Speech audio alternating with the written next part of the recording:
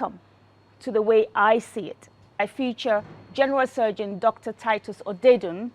I find out how he rose from being a mechanic at the age of 11 to becoming a general surgeon and a multi-millionaire in the United Kingdom.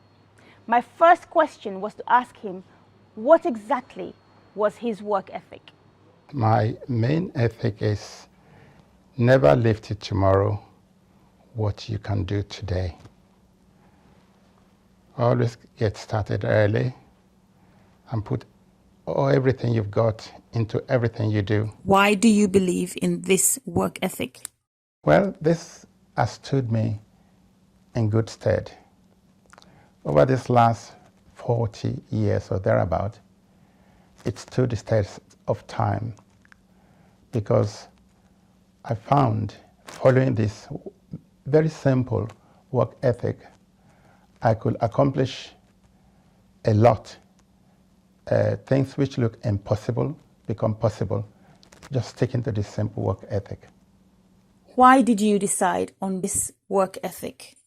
Well, you have to go back to the early 70s when I came to the UK, and things were a lot more difficult in those days.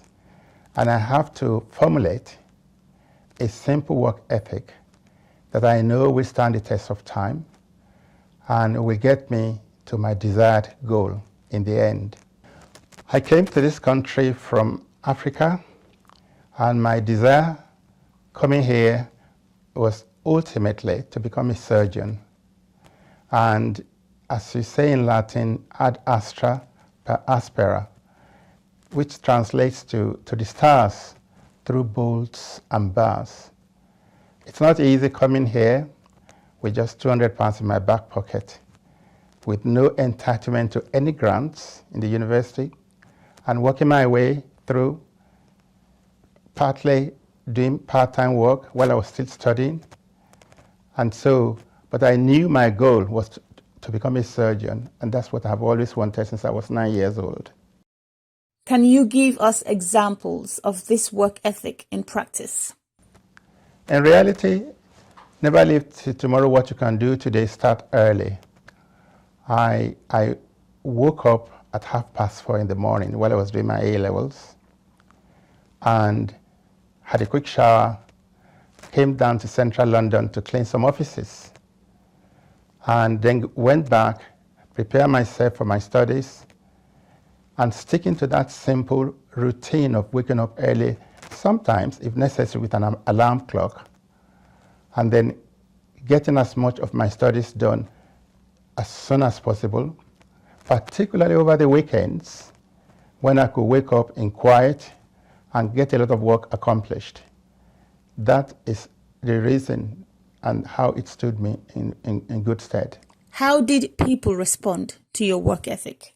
Well, most people around me think I was rather odd because doing some of the things I did, especially at that age, and in the manner in which I did it, did not fit into the way a young man would do. Most young men at that stage just want to spend the time wearing designer clothes and shoes, going out to enjoy themselves, and not waking up at silly hours in the morning to go and clean offices in central London. They just wanted to have fun. What obstacles did you face when you started with this work ethic? A lot of difficulties, because it's not easy studying, especially in the early days for A-levels, and trying to get the desired grades to get to an Ivy League university and to study medicine. So it meant that I had no free time at all, because either I was studying or I was doing some part-time work, where people of my age on Saturday would like to go and play some football. I was busy working in a restaurant as a washing plates. And over the weekend was the same on Saturdays and Sundays.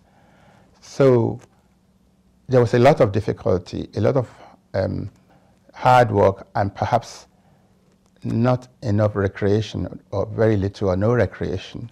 Those were obstacles. And most of my friends thought I was rather odd, that there's more to life than work.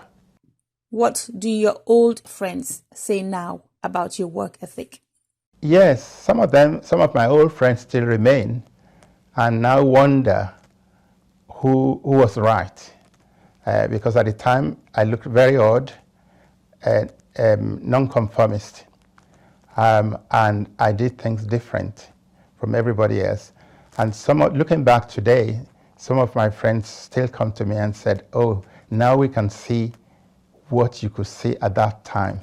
Is it true you used to clean offices in London? Well, from the time I was doing my A-levels, because I came to this country with no entitlement to any grant, because I was not at that stage a British resident, let alone a British citizen. Therefore, I had to pay for everything myself. I had very small assistance from back home.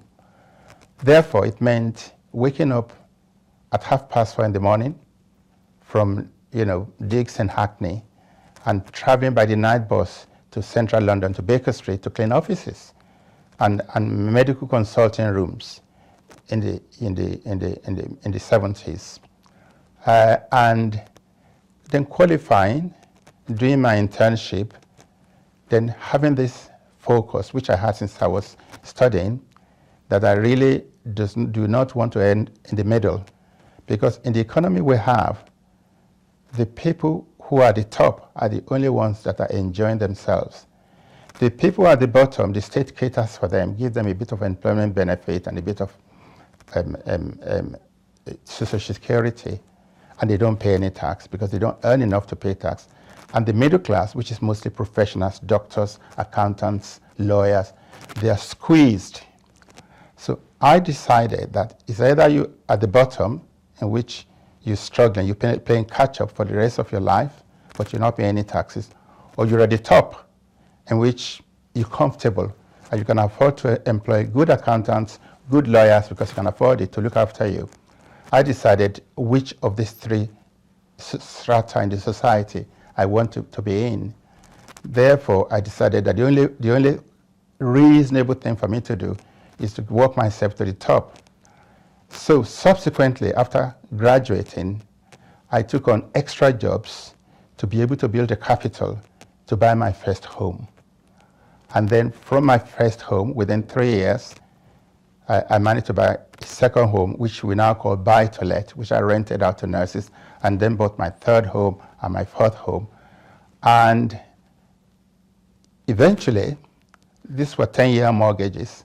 Having paid off some of these mortgages, I managed to have sufficient net worth to persuade the banks to lend me money so I can buy these same offices that I cleaned years before in central London. These same consulting rooms that I was a cleaner and now became the owner. How did you feel about owning the buildings you used to clean? Well, it was quite a dream come true, because I bought the London Medical Centre as a going concern, and it needed work doing to it. And finally, managing to secure enough finance, partly myself, partly through the boys in the city, to buy such a large concern. The first day I walked down to the center for handing over as the owner, I just looked back and nearly cried. From the days when I used to come at 5 o'clock to clean these same offices, to now owning the same property, I could just cry. Looking back, would you change your work ethic? In retrospect, it definitely was the right decision. Oftentimes I wonder whether having a work, play, balanced life will be better. Because as we say, all work and no play makes Jack a dull boy. But there are phases in life when you have to work as if there's no tomorrow.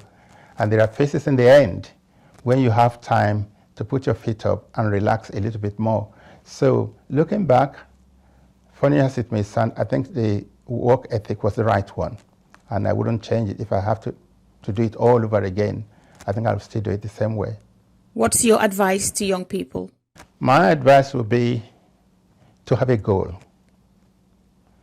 And no matter what, not to deviate from it. To believe in themselves and in the goals they've set. Even though times may be difficult, even though their friends may think they're odd, sometimes because the way the economy is shaped now, this new liberal economic agenda, that the rich get richer and the poor get poorer. As a young person just starting life now, you may need 2 jobs, sometimes even weekend jobs in addition, to be able to accomplish your goal. Not only studying wise, but also trying to be debt-free. I will advise young people, as much as it's possible, not to owe money on their credit cards, and whatever little money they could put aside, to put it aside, and not get carried away with the consumer-oriented society we have, at least for a few years, until they are well on their way to their desired goal. Thanks for watching. I hope you had some takeaways which you can apply to your own life. Be inspired. See you next time on The Way I See It.